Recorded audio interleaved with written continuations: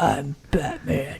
You're not Batman, I'm Batman. He's an imposter. I'm the real Batman. Don't listen to him. Everybody, he's Joker. He's just pretending to be Batman. All right, just kidding. Neither one of us are Batman. Spoiler. This is Press Any Button, a video game podcast. And I'm Nikki. I'm Eric. And we are talking about Batman, even though none of us are Batman. Oh, yeah. I mean, I wish I was Batman. That'd be pretty cool. If I had, like, millions more dollars, I could be Batman. You know, it's not like he has really any special powers or anything. Everything he has is bought with money. I mean, he does have some athletic ability. Some, like, bare minimum. You probably have to be some kind of an athlete. That's true. I don't have any of that going for me. All right. So today we are not only talking about Batman in general, but we're talking about the video game Batman Arkham Asylum. Yes. Which is a 2009 action-adventure game developed by Rocksteady Studios and published by Eidos Interactive for PlayStation 3, Xbox 360, and Windows. A Mac OS X version was released later in 2011. In the game's main storyline, Batman battles his archenemy, the Joker, who investigates an elaborate plot to seize control of Arkham Asylum, trap Batman inside with many of his incarcerated foes, and threaten Gotham City with hidden bombs. With bombs. Typical Joker shenanigans. Spoiler warning, we are going to be talking about the story and some major plot points. So if you haven't played this game in the last, I don't know, what, like 15 years? I can't do math in my head. 15 years. You know. 15-ish years. You know, spoilers. You should go play the game. Yeah. All right. So Eric, were you able to find a bunch of history? I was, yeah. I think I got a pretty good history section for this game. Awesome. I can't wait to hear it. All right, let's do it.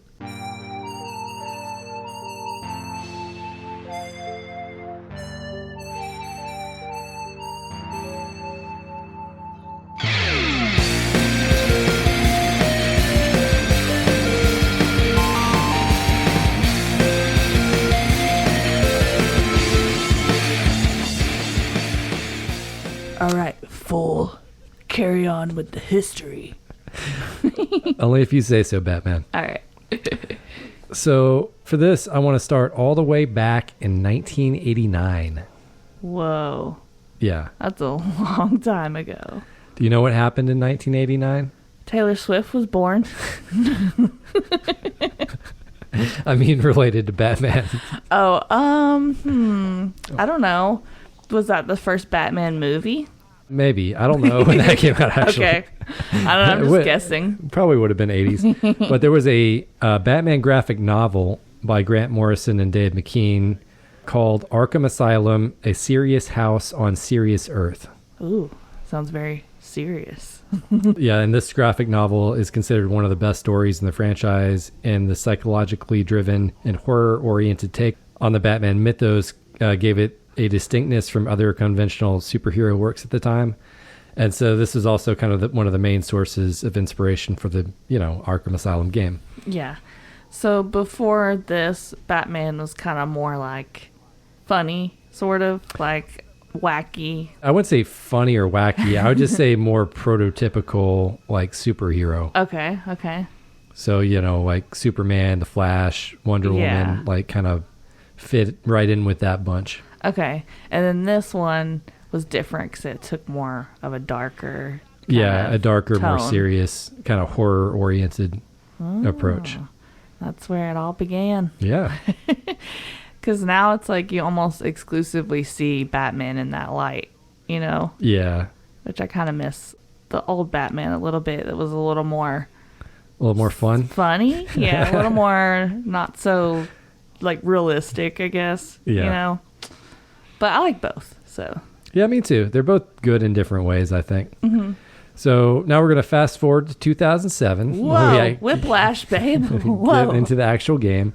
So a video game production company, Eidos' parent company, receives a large investment from Warner Brothers, and with that investment comes a license to use their classic properties. Oh, nice. I mean, that's cool. And so, of course, first thing they're going to do, Batman game. Yeah, it's probably what I would choose too, honestly. So Eidos is trying to figure out who to develop their new Batman game, and they view a prototype from a little-known British developer called Rocksteady Studios. Does this have anything to do with Gwen Stefani or No Doubt? Okay. I've got all the musical references today. I'm not sure I got that one, but... Oh, they have an album called Rocksteady. You don't know that? No, I didn't know that. Yeah, it's a good album. Okay. Cool. Now I learned something. Yeah, you're welcome. You learned 2 things today. When Taylor Swift was born. And about this album. I'm just educating you. And you're educating me. So yeah, it's going both ways today. It is. Okay, anyway, continue. Okay, so yeah, they see this prototype from Rocksteady. They bring him in and ask him what their approach would be. And then soon after that, Rocksteady has a team of 40 people working on the game's development. 40? So they went from this little studio no one heard of to developing this big AAA game from Eidos. Dang. I mean, that's kind of cool. Yeah, I think so. I wonder if they had any growing pains, because that's a big jump, Yeah, definitely. So Rocksteady decided they wanted to set the game in Arkham Asylum because it was a way to confine Batman to a single area containing several major villains. Whereas in an open city setting, Batman could receive help, return to the Batcave, or otherwise be able to distance himself from the opponents. So I think their thought was okay, he's just going to be in this one spot, and we can have all the villains kind of in this one spot. Yeah. It makes sense. It's the first game. They probably don't want to put too much on their plate that they can't actually execute. Yeah, exactly. Whereas Arkham... later in the series. Yeah, Arkham City and Arkham Knight. Yeah, and they're way more open world. Oh, yeah. But I think it was a good idea to start in a single location almost. I mean, it's not one location because you have multiple buildings and multiple areas. Yeah, it's kind of just a small island. It's a good way to kind of give yourself some boundaries so you don't just go nuts with every single idea, it kind of helps put some parameters on. Yeah, I think it was, so they didn't have too broad of a scope with it, so it didn't end up in one of those development hell. Yeah, I think that's a really smart idea. So for the story, Rocksteady brought in veteran writer Paul Dini, who was the head writer for Batman the Animated Series, the new Batman Adventures, and Batman Beyond, as well as some other non-Batman related shows. Yeah. So he really knows his stuff, basically. Yeah. And you can tell. And did you watch much of Batman the Animated Series? Because that was my favorite one. No, I don't think I really watched hardly any of it. I think he actually won some award for a daytime show or something like that for some of the writing. But I remember the animated series having really good stories, especially for a cartoon of that era. Mm-hmm. It was kind of surprisingly more mature. Did you watch that Saturday mornings or? I forget when it came on, but I definitely watched it whenever I could. It was really good. I love that cartoon. It sounds like they're making all the right decisions. Yeah. And here's another good one. So speaking of Batman, the animated series and its spinoffs, here's an early fun fact for you. Oh. There are several voice actors from those shows who reprised their roles for this game, including Mark Hamill as the Joker, Kevin Conroy as Batman, and Arlene Sorkin as Harley Quinn. Nice. So they brought back some veteran voice actors as well as a veteran writer. Yeah. They really wanted to make sure this was a good game, it sounds like. Yeah, they're trying to make it legit. I wonder if the main people working on the game are big Batman fans, and that's why they were really wanting to make sure that it was good, Yeah, I gotta imagine they definitely were. So the developers intended to use other Batman characters in the game, but they were removed when it was decided they would not work within the story. For example, they wanted to have Mr. Freeze, but that character wouldn't fit because he has different motivations from the Joker, does not hold a personal grudge against Batman, and would not care about the other villains' plans, basically. Yeah. Other villains cut include Clayface and Mad Hatter. So they had kind of a even broader idea in mind, but yeah, they ended up having to cut some characters. And they definitely kind of introduced those characters a little bit. Like, I know there's one of the Riddler riddles where you have to take a picture of like a tea set. Yeah. That looks like it would be from, like, you know, Alice in Wonderland. Did they have any like ideas of maybe having Catwoman there? I didn't see Catwoman, but I just thought that she would have been cool. well, we know like she's in some of the later games. I know at least Arkham Knight. I don't remember Arkham City or not. Yeah, it's hard because Batman has so many different enemies. Yeah. So combat was considered one of the greatest challenges in developing this game. The system went through 3 iterations. Rocksteady originally developed the game's combat as a full rhythm action game. It was later set in 2D, which involved color circles crashing into each other during fights. No. But the final system was kind of a little bit based on their 2D model. That ended up because I guess they had some of the flashing colors that would indicate, you know, what kind of attack was coming. Mm-hmm. I'm glad that they didn't make it strictly like that. I like what they ended up with a lot better than what that sounds like. Yeah. So there were some other non-Batman related sources of inspiration for this game. Producer Nathan Burlow said the narrative and atmosphere of BioShock influenced Arkham Asylum's design. Do you see that? Yeah, a little bit. And director Sefton Hill said influences of the gadgets and abilities that can be combined and used in different ways came from The Legend of Zelda and Metroid. So those games were also kind of inspiration for some of the gameplay. I haven't played either of those, so like, do you see the references there? Yeah, I mean, in Zelda and Metroid, you're definitely collecting different weapons that can be used in different ways, and sometimes one weapon can be used to help make another weapon better. I definitely see some like horror movie kind of influences, also with just like the creepiness of the asylum and everything. Oh, yeah. There's a couple of jump scares, you know, that are kind of fun. I think of those screaming crazy guys you can fight later. God. The lunatics. Yeah, the lunatics. Man, those guys are creepy. They are. Okay, so Arkham Asylum took 21 months to complete, and the original team of 40 expanded to 60 by the time it was finished. Wow. So, yeah, roughly 2 years. That's not too bad. Yeah, I don't think so. So when it was released to widespread critical acclaim. Edge magazine said it was by some distance the best superhero game of modern times, and Eurogamers called it the best superhero game bar none. I mean, what other superhero games would you compare it to back in 2009? Oh man, there was a pretty decent Spider-Man game that came out for PS2, I remember. Okay. That was probably, yeah, there just really weren't a lot of... I can't really think of that many. There really weren't a lot of good superhero games back in the day. And a lot of them were kind of like those movie video games where they're just like, you know, cash grabs. Yeah. So not necessarily good. They're like, okay, we know this is going to sell well, so there's not like a huge motivation to go the extra mile. Yeah. Just because, you know, it has Batman or Superman on it. So, yeah, speaking of sales, worldwide, the game sold nearly 2 million units in its first 3 weeks of release. Dang. By October 2011, which would have been roughly 2 years after release, the game had sold 4.3 million copies. So, nice. Yeah, it sold really well. Yeah. And part of the reason why it probably sold way better than it would normally otherwise, because it was a really good game. Yeah, for sure. Yeah. I mean, once word of mouth gets around, like, honestly, that's one of the best marketing things you can have is just putting out a good game so that people will talk about it.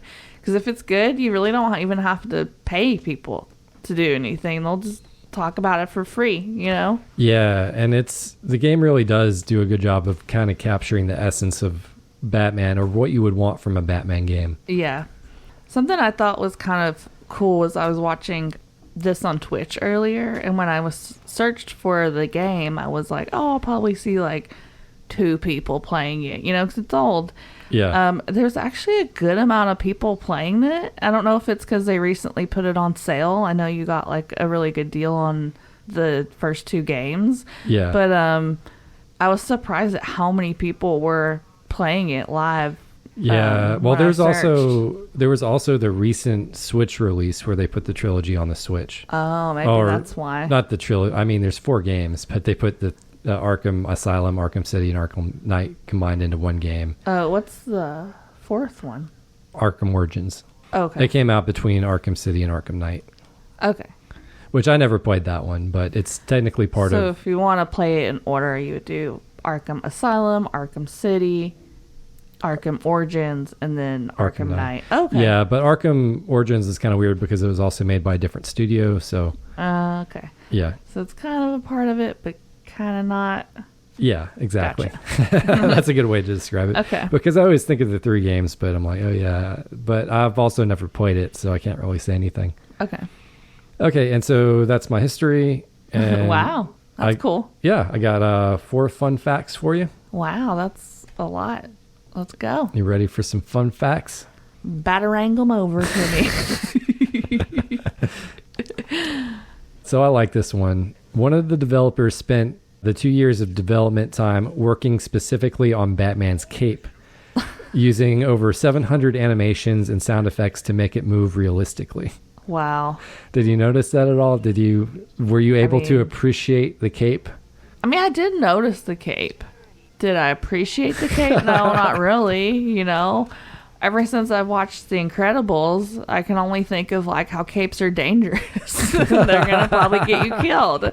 So, but I did notice like at the beginning, you know, your cape is all nice and new looking, and then Yeah. like by the end, it's like all ripped and stuff. Yeah, that was a nice touch where they kind of like made Batman kind of more beat up as he went along. Yeah. But yeah, the cape physics it's one of those minor things where you don't really think about or appreciate how complicated it actually is to get it to look right. But if it was wrong, you would be Yeah. like, Oh, you yeah. wouldn't be able to not look at it, you know? For sure. All right. So fun fact number 2, and you might actually already know this, but there's a hidden room in Arkham Mansion where after applying 3 sprays of explosive gel on a wall, players can enter and see blueprints, pictures, and plans for the sequel, Batman Arkham City. Using detective vision won't give hints as to where the room is. It was also so well hidden that Rocksteady didn't say anything about it until 6 months after the game's release. Dang. And no, I don't think anyone found it before then. I don't think I found it. Yeah, I mean, you wouldn't have seen it through the detective mode, and you would have had to known to apply 3 gels to a specific wall. Yeah, I definitely didn't figure that out on my own. I think that's eventually why they said something was because no one was finding it. That's funny. They're like, okay, you guys are dumb. We're gonna have to tell you. It's like you guys didn't try to like majorly blow up every single wall in the I game. know. They should have just not said anything, because you know eventually somebody would find it, because people be cray out there. I mean, eventually, but they were also, you know, Arkham City was coming out in 2011, so Yeah. they wanted it to kind of like be a sneak peek for that a little bit. Gotcha, that's kind of funny. All right, so fun fact number 3. If Rocksteady's Batman Arkham Asylum detects a pirated copy, Batman's cape will refuse to open, preventing players from gliding.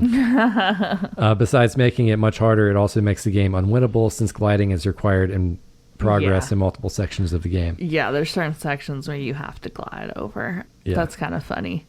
So I wonder, like, I'm not very good at that kind of stuff, but I wonder how it knows if you have a pirated copy. Yeah, that's a really good question. I would imagine they like would sneak one out there, maybe as a torrent or something. But I don't know. I have no idea. Sounds very sneaky. All right, so fun fact number 4. In 2008, GameStop ran a contest to have a person's likeness included in the game.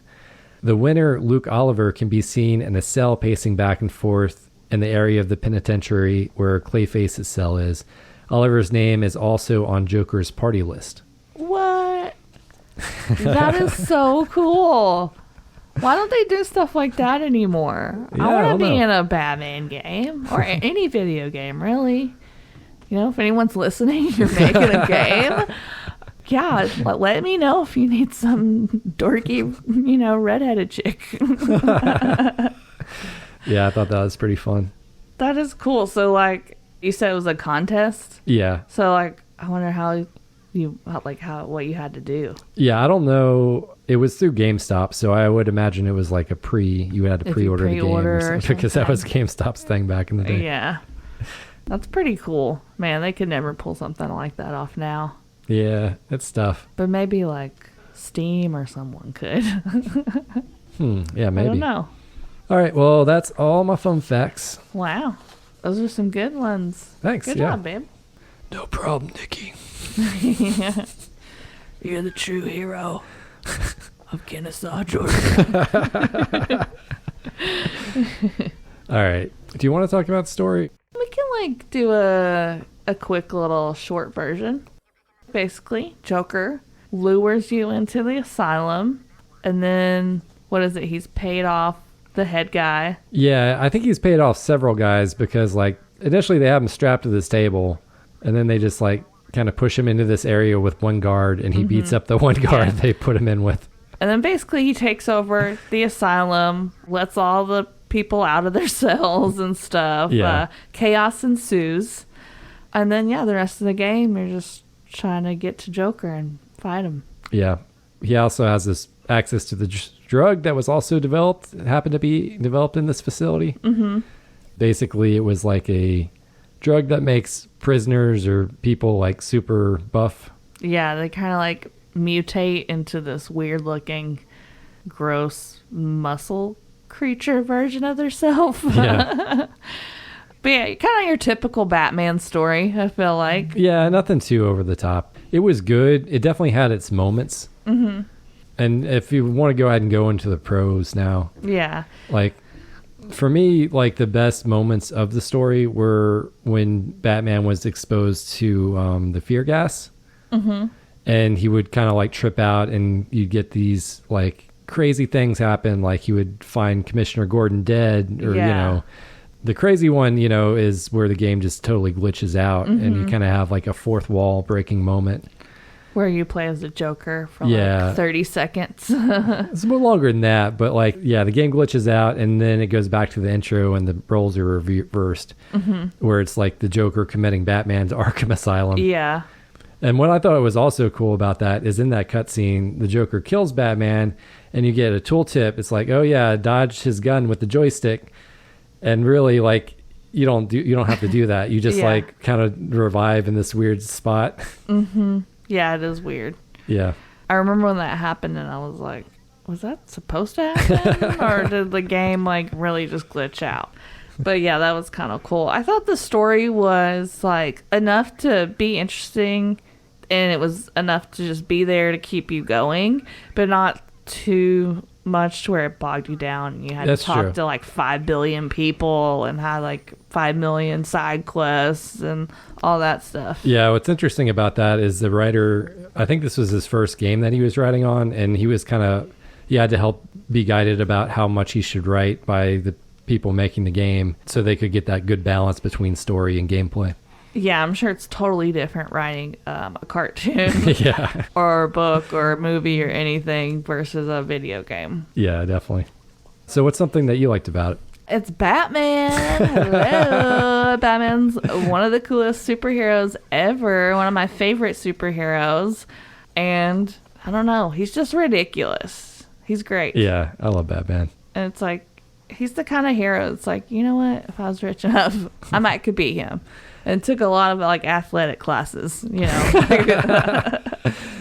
I always liked Batman because he had to rely more on his intelligence to kind of beat the villains, and less so much on a superpower. Because he had no superpower, so instead he creates a bunch of cool gadgets and stuff to help him. Yeah, he's kind of a mixture of a superhero and James Bond or something. Oh yeah, yeah. That's true. I didn't really think about that. But yeah, that was one of the cool things about Bond is he always gets these cool gadgets. Yeah, but he also loves to dress up as a bat, which is just so extra. It's great. Yeah, it is very extra. So one of the things I loved is this combat system. It makes you feel like a complete badass. Oh, hey, that's what I have as my first pro also. Yeah, it's basically that action movie trope of everyone surrounding the hero and then attacking one at a time. Yeah. I know they didn't invent this style of combat, but they really did do an incredible job of making it feel smooth and effortless. Yeah. In a lot of games, when you hit the attack button, half the time you just miss and hit air. Mm-hmm. In this game, you're almost kind of magnetized to the enemy. So Batman almost never just whiffs on a punch. Yeah. You're almost always connecting. You just have to worry about like the timing and the counters and all the other stuff. And if you get so many moves in a row, you can start building like a combo. Yeah, and then you sort get of those reaction. special abilities where you can like, you know, do like a special attack or throw somebody or something. Yeah. And the combat is quite simple, honestly. Like, you're pretty much just pressing like square, at least on PlayStation. You're pressing like square to hit. And like, that's really the main attack move that you have. And then you kind of have like circle, which will sort of like stun the enemy. Yeah. And which that becomes, you need to do if they have like certain weapons. Yeah. And then there's like a counter. And then you have dodge. So really, like, you really only have one button to punch people or whatever with, you know? So it's kind of quite simple, but it's just fun the way it adds on to each other and the way they did the graphics and the way you can kind of like bounce around from one henchman to another. Yeah, it feels so satisfying because it does look like Batman is just a complete badass, like beating up all these people. Yeah, like you said, it's like in the movies for sure. Yeah. And yeah, I think of like obviously the Batman movies, but also like Kill Bill is like a really good example of that. I don't know. I just feel like every scene in that movie, Uma Thurman's fighting like 50 dudes. You know? Yeah, it's true. But yeah, it's like super fun to get to be like in the action. Another thing I like is I think it's a pretty good balance of fighting and puzzles. There's obviously all the Riddler puzzles, but there's also a lot of challenges in finding like alternative routes around obstacles and like the map and stuff. Yeah. And then what else? There's also the stealth sections. So you have the normal combat where, you know, you have like a big crowd of people you're fighting. And then you have the stealth sections where everyone has a gun, so you can't really engage in direct combat. Oh, yeah. So I thought you said cell sections. Yeah. The stealth sections. Yeah, I do like the stealth attack. That's really fun too. But I think it's a good balance of fighting, but also puzzles, and like it's a good action adventure game. Yeah, you don't get too bored with one thing because it keeps changing it up. Yeah, and the Riddler has like 4 or 5 different things you're looking for, so it's not just all finding the Riddler trophies. Yeah. Some of it is finding like this lore from like the asylum and the different villains. You find like recordings, which is like therapist interviews with the villains. Yeah, I thought those are pretty cool. What else? Oh, there's like these comedian teeth, you know, those teeth that like chomp around and they laugh, and you have to like hit those with your batarang. Yeah, the Joker teeth. And then there's certain word riddles that you need to find in the room and take a picture of, which I think those are probably the more fun ones for me. Yeah, I agree. Those are a lot of fun. You have to think about it, and it kind of like forces you to explore the room and explore the environment more and appreciate all the work that everyone put into everything. And some of the Riddler puzzles you could only see in detective mode, which I thought were really fun. And they were like question marks. Oh, but yeah, you had to complete the question mark or whatever. Yeah, they would be like, you would usually see a question mark without the dot underneath it. And the puzzle was like trying to find the dot and line it up visually so that it, you know, was aligned, and take a picture of it. And those were like super fun to try to figure out also. Yeah, I had no idea what those were for most of the game. It's like, what the hell is this question mark doing here? Yeah, I felt super smart once I figured it out. I was like, oh, there's the dot. Oh, yeah, there we go. I figured it out. And then I had to go back, obviously, and find some of the other ones because I was like, that I had seen, but I didn't know what to do yet. But yeah, I like all the different kinds of things that the Riddler has. He's like his whole separate kind of like side story, I feel like. Yeah, I've always liked that in these Arkham games, the Riddler stuff. Yeah. So one of my pros is just the voice acting is really good in this game. It is. And Mark Hamill as the Joker, he's so good. I don't know. It's like peak Batman right there. Yeah, all the main characters have really good voice acting. Some of the guards, you know, not so much, but it's okay. The money was spent where it should have been. And I'm sure he wasn't cheap, you know. Yeah, and most of the lines of dialogue are going to be Batman, Joker. those characters. And the villains, yeah. Yeah, the villains. I love the asylum setting. It's just a classic creepy setting that you know shit's gonna go down. And a lot of video games I feel like take place in some kind of asylum or some kind of like, you know, psychiatric facility. So that isn't super new, but it makes sense in the context of Batman because that's very prevalent in like the stories and the comics and stuff. Like it's just a good setting. It like really puts you in the mood that they were going for. It's dark, creepy. Yeah, it definitely gets chaotic. You in that Batman playing mood. Yeah. Yeah, I also had good things to say about the atmosphere. It was just like the setting and how everything built on it, on top of each other, like the sound design and the music and stuff. Mm-hmm. It all worked really well. And the world itself isn't like small, but it's not huge. You know, you have a lot of different sections to explore, but it doesn't feel overwhelming.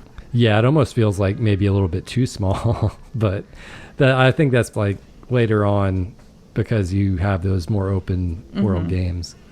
And I think it makes more sense to go larger in the environment than to go smaller. You know, it would have been weird if they started with like the whole city and then just put Batman in the asylum, you know? So I think it works for it being the first I do too. Game. Another cool thing is the detective mode that they give you. It's kind of like, I've seen this in other games. I don't know if this was one of the first ones that did it. I think it was early on. I don't think it invented this where, you know, this view where it just kind of shows you the important stuff, but it was definitely one of the games that pioneered it. But I do like it. I think it's really helpful. It works in this game, and it's like a cool aspect or whatever. Yeah, I agree. And I like using it. It's helpful. Especially when you're looking for the power box to open up the closed off like sections. Yeah. And then you have to decode it or whatever, hack it. Sometimes finding the boxes that go to the doors, like it's not always obvious. So like I feel like detective mode is super helpful with that kind of stuff. Yeah. And speaking of some of the gadgets, I really love the way in this game the gadgets kind of do build on top of each other. Yeah. So you start off with basic stuff and you're looking at stuff at the same time where you're like, how do I get in that vent? Or well, how do I get that explosive wall all the way up there?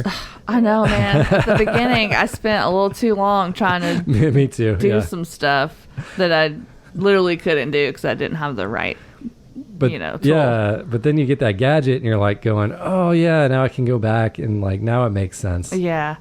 Man, when you get the ultra bat claw, it's like ding ding ding, here's like most of the stuff, you know.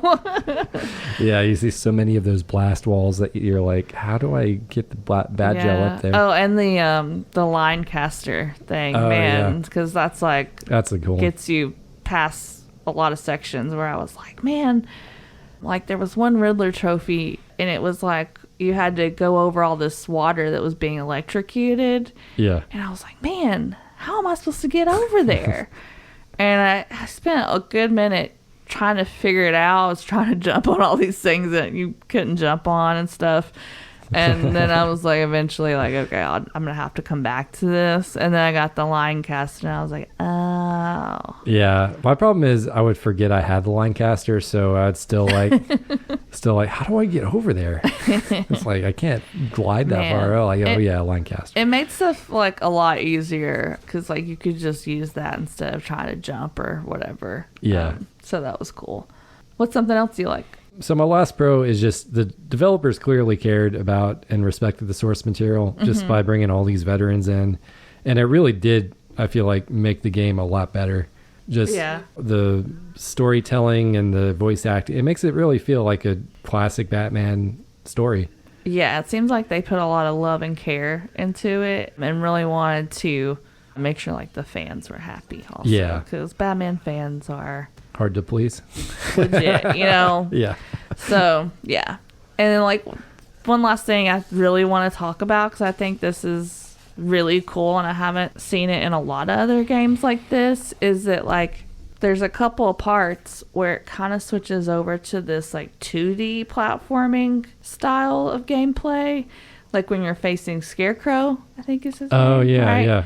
it kind of flips into this 2D platforming style of gameplay where it's actually very similar to the Evil Within 2, because you have this part where you're behind these walls and Scarecrow is like scanning, and basically you have to like navigate so that he doesn't see you, and if he sees you, you automatically die, you know? Yeah, it almost feels like Evil Within 2 copied that directly. They may have.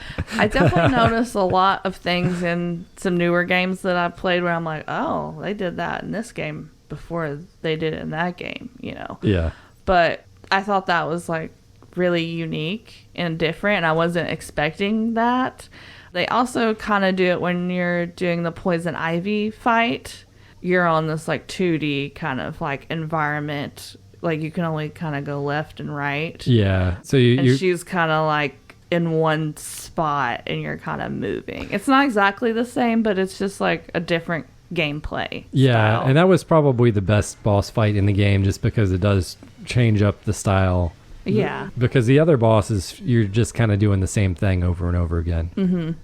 I'll be honest, I had to look up the Poison Ivy fight because I was like, I played it like 3 times and I was barely doing any damage, and I was like, I'm missing something.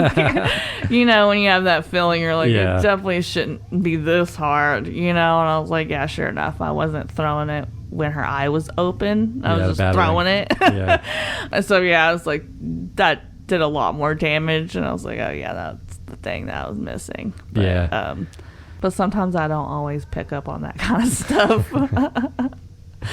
But once I knew what to do, I thought that fight was really fun. Before I didn't know what to do, I was like, ugh, this is going to take 5 million years to beat. Yeah, it took me a minute on that fight too, just because it is like a change up from the normal style, so it does make it a little bit more challenging in that sense. Yeah, I did like it though, like once I got past it and everything. All right, so what's a con you got? So I have a good bit of cons, even though I do really like this game overall. I think that just the time period that it came out, you know, because it's kind of old. There's some things that I'm going to mention as a con that I may not have mentioned if we were reviewing this in 2009. You know? Yeah, true.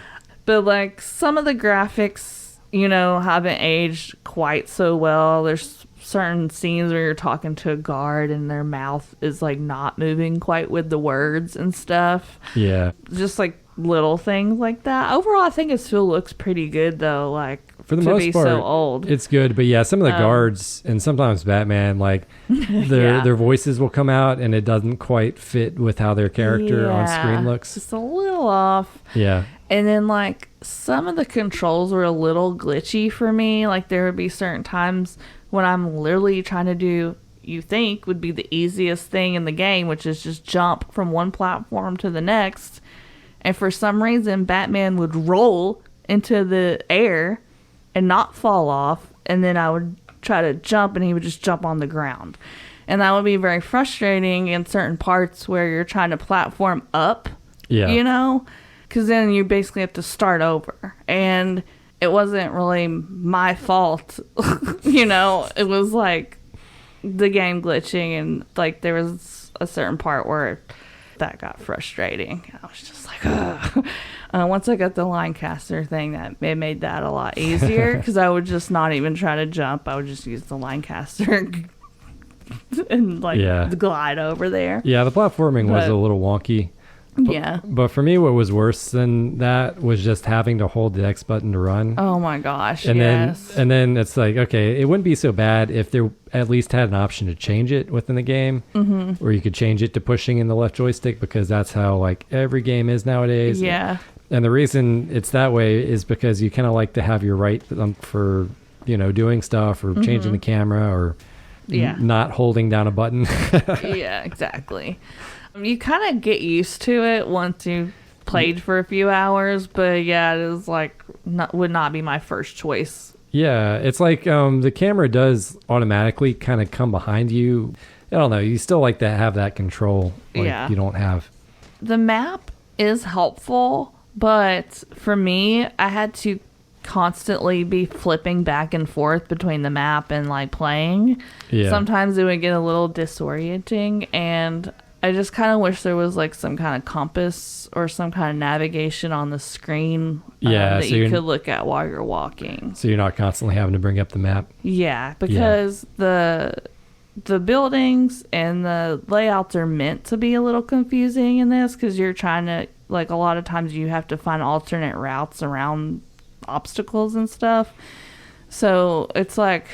Yeah, you know, it's hard to remember where you came from and where you've went and stuff sometimes. The buildings themselves are like a maze, so yeah, that makes sense. Yeah.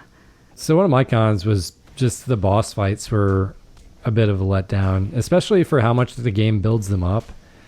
And I'm specifically thinking of the ones with like Killer Croc and the final fight with the Joker. Yeah. The Killer Croc one was just like boring. Yeah, it was more about kind of being quiet and then he making sure you knew where he was. And then like he occasionally jumps out of the water and you throw a batarang at his face and then he just falls off. Just one little batarang, and that like makes him fall back into the water, and then you do that over again. Yeah, and it just feels like you're doing it way too many times. Like, yeah, because even when you are quiet, like it eventually he'll just start showing up every so often anyway. So yeah, it's really repetitive. And then that final Joker fight, man, that was disappointing. Yeah, for sure. It was just so easy. It was like the pre-fight, the fight right before you get to Joker, was harder than the Joker fight. Like the pre-fight, I probably had to try like 5 to 10 times to beat it because it was just like a bunch of henchmen coming at you, and then you had those 2 big mutant guys that were running at you. So you had to do like all these things at once. And that was way harder to me than the Joker fight, which I only had to try.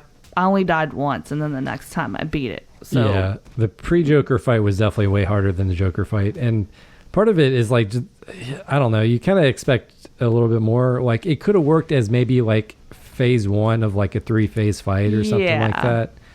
Where it's like, okay, this is going to be easy because this is just the first phase. Mm-hmm. But then, it doesn't go anywhere after that. And you're just like, that was... Yeah, it was anticlimactic. It's like, is this really the end of the game?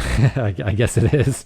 Yeah, and it's weird because it has the Joker's health broken down into 3 sections. So you think, okay, there's going to be 3 sections where I'm fighting Joker. Basically, he's up on this ledge, and sometimes he turns around, and you have to pull him down with your Ultra Bat Claw, and then you, like, attack him.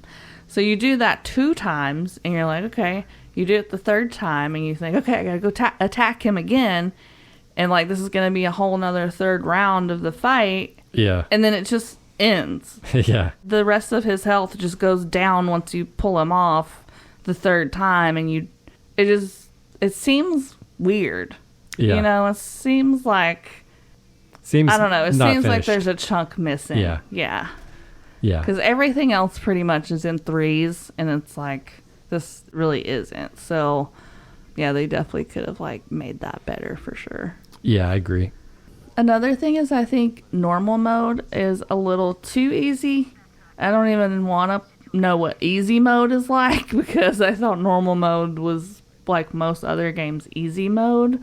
And then when we tried hard mode, you know, it was a little bit harder, but I didn't think it was that hard. You know, like I think normal should have been easy, hard should have been normal, and they should have had a harder mode. Yeah. Yeah, normal mode was not very hard. And one of the harder things about hard mode is like, you know, the villains will flash whatever color for their attack, and the normal mode they don't really flash a color when you're having on hard mode, and that does make it harder. So, and we never really got to some of the harder fights on hard mode, so maybe it is a little bit tougher in that way. But yeah, it still feels like maybe the calibration is off a little bit. Yeah, it does feel a little bit too easy for normal mode, but I'm not really complaining. It would have been nice if you could change the difficulty setting within the game so you could make it harder or easier depending on how you're feeling. Yeah. Or you should always at least be able to make it harder. Like maybe not always be able to make it easier. Yeah. But at least like have that warning that's like, hey, if you go up, you can't go back, you know, and then you can make your decision if you want to or not. The only other thing I have, the last thing is like some of the dialogue is really cheesy. Yeah. I mean, that's kind of just like a part of superhero that like stuff though. I feel like is those cheesy like taglines when they, you know, kill a villain or whatever. It's like, now you've been beat by the bat or whatever. I don't know. That's not one. I can't think of an example, but like it's cheesy and it's like kind of a con, but also just kind of funny too. So Yeah, that's true. And then my final con is just the game is a little bit too linear for me. I know the later games, you know, they definitely branch out more. Oh yeah. More side stuff, and this game could kind of use that. But at the same time, this was the first one in the series, so overall, very good game. It's a good beginner one that they were able to like build off of. Yeah. For the next ones. Yeah. And it could be that normal mode seems easier because we're kind of used to these styles of games at this point. No, because even like normal mode on God of War and stuff is usually like pretty challenging for me. But that's what I'm saying is now that you're used to that style of combat, like, you know. Maybe. I feel like that style of combat was still fairly new. Like, I think it was maybe a little bit more challenging back then, but maybe not. I just know I normally start on normal mode, and normally for me, normal is a good challenge in most games. But for this one, I didn't think it really was. So, all right. So let's hear some strategy from Nikki that made her so good at it. Yeah, I'm like really good at this game. I mean, I'm not too bad at this game, I feel like. Not to toot my own horn, but toot toot. Wow. So one of the main things is with the fighting style is you need to make sure you're countering the attacks. That's like a main way to lose your health. And obviously once you lose all your health, you die and you start the fight over. So, you know, I would pretty much just go like hit, counter, hit, counter. Yeah. hit, stun, counter. But I would try to just throw the counter in like every so often so that at least if the timing was off a little bit, maybe I still had a chance to and counter something. And one thing that was nice is you knew who was about to attack you based on, well, not every single time, but if there was some distance, like they would be the one running up to you. Yeah. It's like, okay, the guy running up to me is going to be the one attacking next. And you can kind of like... Yeah, I mean, that's obvious. Yeah, if you have a chance to see him a little bit, you can kind of gauge like, okay, I can counter this one, or I need to parry, or I need to dodge. Yeah. But I remember at first I wasn't countering very much. And then once I started countering, I noticed a big difference. Yeah, it's a lot easier when you're countering. Yeah. Yeah, like the fights will take forever. You'll just be punching if you don't do some of the other stuff. Yeah. It's like you can win, but it'll take a lot longer. Yeah, and that same sense, you could also just sit there and counter the whole time if you really wanted to. I guess. But it would definitely take a lot longer for the combat. Yeah, that'd be harder. You'd probably end up getting hit more and stuff too. So one of my strategies was I just spent way too much time in detective mode just because it highlights all the bad guys and makes it easier to find secrets. Yeah. Half the time I was playing the game, you know, I'm looking for secrets and stuff. So yeah, same. I like to switch back and forth just because I didn't like the way things looked in detective mode as much. That's true. I like to look at them how they're really supposed to look. The game looks much better outside of detective mode. Yeah, it's kind of like almost like an X-ray sort of style when you're in detective mode. It's like you see people's like skeletons and stuff, and so it's like you lose a lot of color and a lot of detail and stuff. So I didn't like to just stay in detective mode for a long period of time, but I did switch back and forth a lot. I like being able to see where those henchmen are. You know, those guys with the guns. You got to make sure no one's coming up on you when you're silently taking one down. Yeah, it's true. Exploring is a big part of this game. Obviously, you have to look around, like look up, look down. There's like little compartments that you can go down into sometimes and walk kind of like under the flooring. There's like lots of places you can grapple up to. A lot of like little vent compartments that you can kind of take the grate off of and like go in the vents. There's always a plethora of bat-sized vents or man-sized vents in these Batman games that he can get into. And you know Batman's huge. He looks like he's at least like 6'5" or something, and he's just crawling through all these air vents like I just can imagine the architect behind the asylum being like, well, we got to make sure Batman can fit through all these vents. There's one where he's literally walking upright in the vent. And I'm like, not even crouching. I'm like, okay, I don't think so, but whatever. But yeah, it's really important to just look around, not only for the alternate routes, but also for the Riddler stuff. Yeah. So towards the end of the game, when you start getting those mixed fights with, you have the jacked up goons and you have a bunch of smaller ones, it's usually better to focus on countering and dodging the smaller enemies with your primary attention on the big guys, and just either wait for them to get stunned where they run into a wall or something, and then take care of the little guys, or just try to take care of them first so you can jump on them and do that thing where they swat all the little guys. Yeah, there's like a part of certain fights where a bigger enemy will get stunned and Batman can kind of like piggyback on him and use him to punch other enemies. Yeah, and even when they're charging at you, like they'll run and, they'll do collateral damage to their guys. So just being in their path. Trying to line it up. I would do that sometimes too. And that's one thing I noticed that God of War has, is like that same mechanic where you can jump on the back of like some of the trolls and some of the giants and stuff, and you're kind of able to control them and punch other enemies and stuff. Yeah, I don't know if they copied it from that game, but I think it's been done before even this game. But yeah, there's definitely like a lot of stuff in this game that new games use often all the time. Yeah.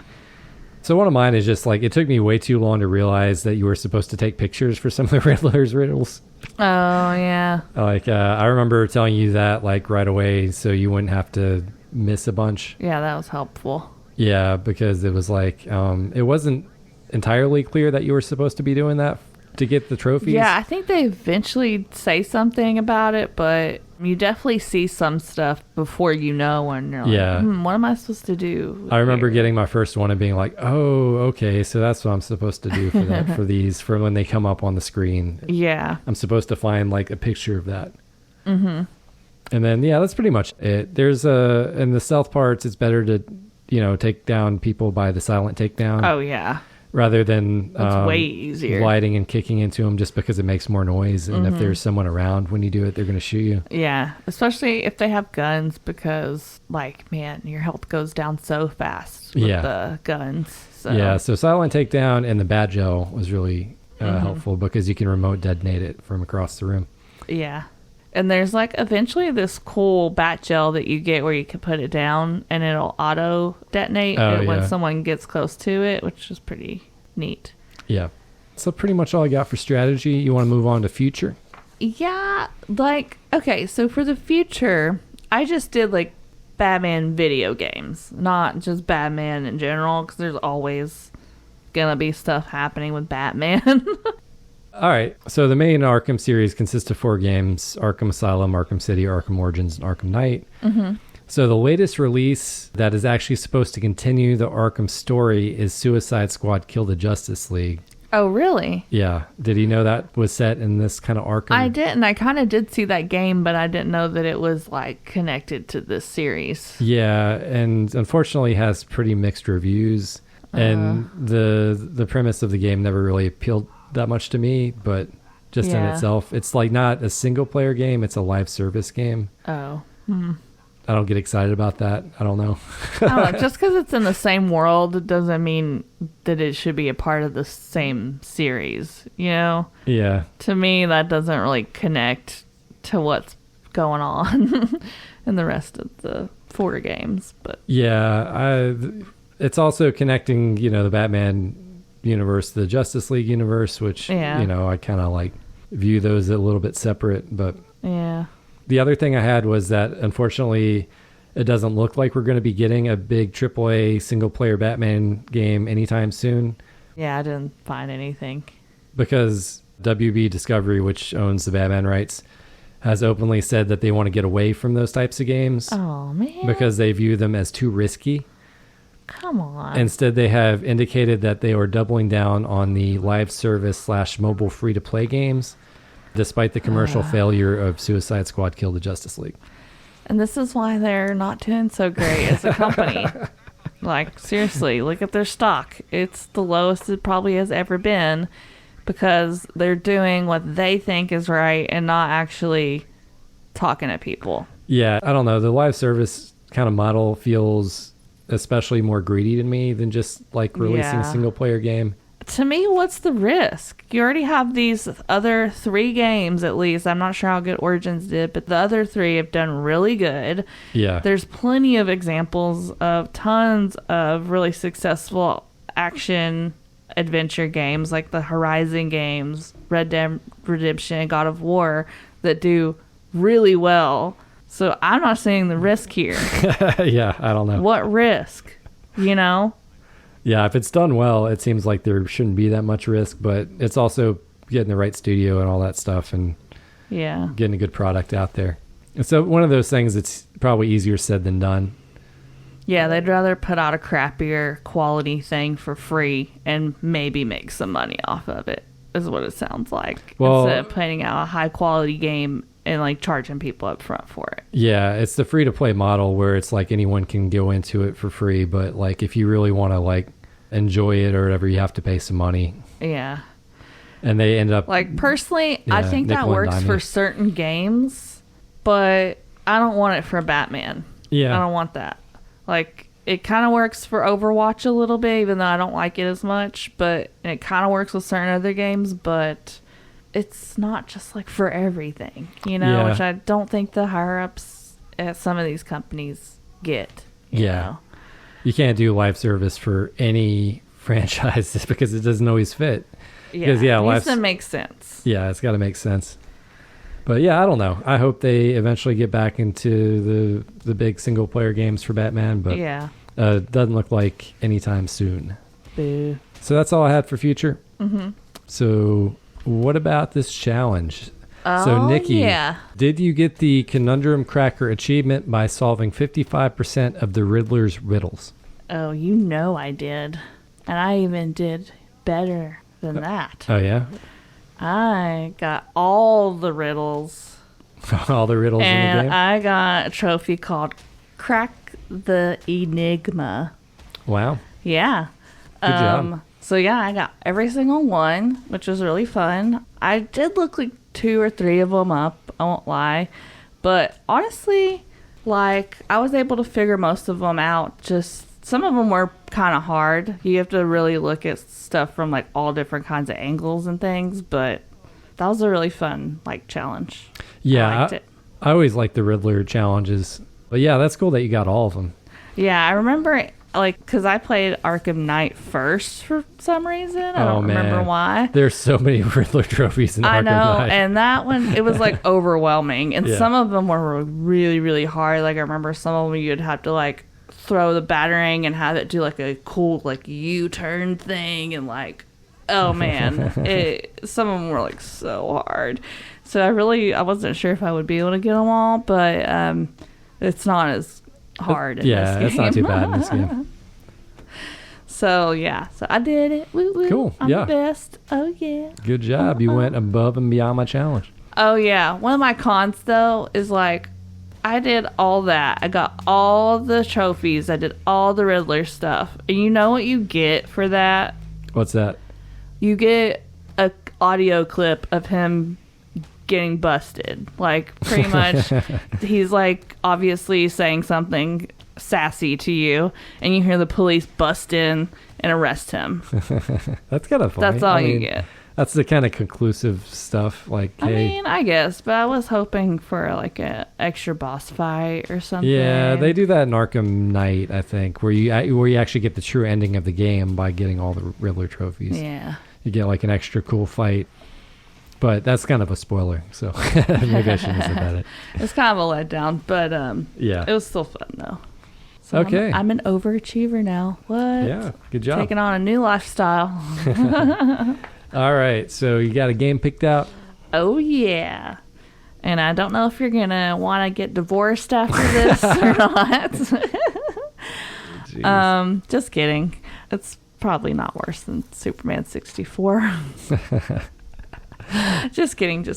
So this is actually a game I've been having a little bit of fun playing, but I don't know if you'll like it. We got it for free with PlayStation Plus last month. I think I already know what you're going to pick. Or was it the month before? What do you think it is? It's the Power Washer game, isn't it? It's called Power Wash Simulator. And yeah, we got it for free with PlayStation Plus. I think it might actually just be free all the time. No, I don't think so. I'm not sure, but yeah, it's exactly what it sounds like, a power wash simulator. Oh boy. So you're power washing away, cleaning things up. And your challenge is evil. You have to get $500,000 in your business account.